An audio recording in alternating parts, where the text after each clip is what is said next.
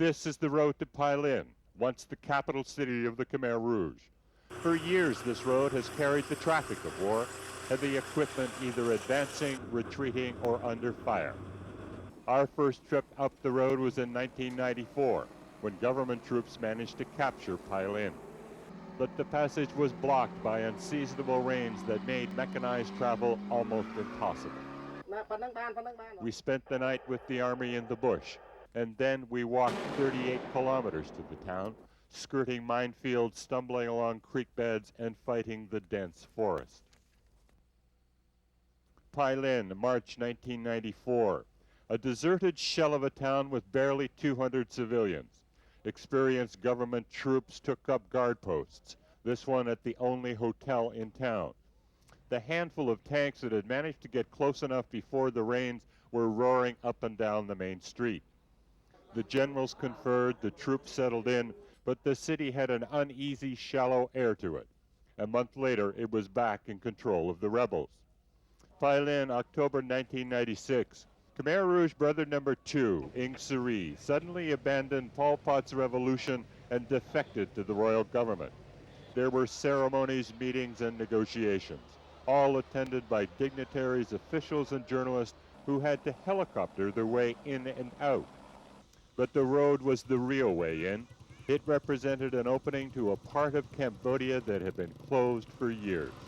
The stretches of road that once had been abandoned were now teeming with village life, but that soon petered away as we entered the Khmer Rouge zone. Pailin, March 1997, a very different place. Today it is a rush of people and commerce. The hotel is missing, a victim of a bomb dropped from a helicopter. The pilot says it was a mistake, that he was aiming for the rebel headquarters across the street. This market did not exist when we were last here. Today it is teeming with commerce. Cao Lone is making a sandwich and making a living, something she had difficulty doing in her hometown of Kampong Cham. She is one of the many new thousands of Cambodian civilians that have flocked to what they consider a boomtown. I would rather be here than in Kampong Cham. As we drove by the town school, we saw vehicles from the International Committee of the Red Cross. When we looked in, we discovered that the Red Cross was teaching a seminar on the rules of the Geneva Convention, how to respect the rights of prisoners of war.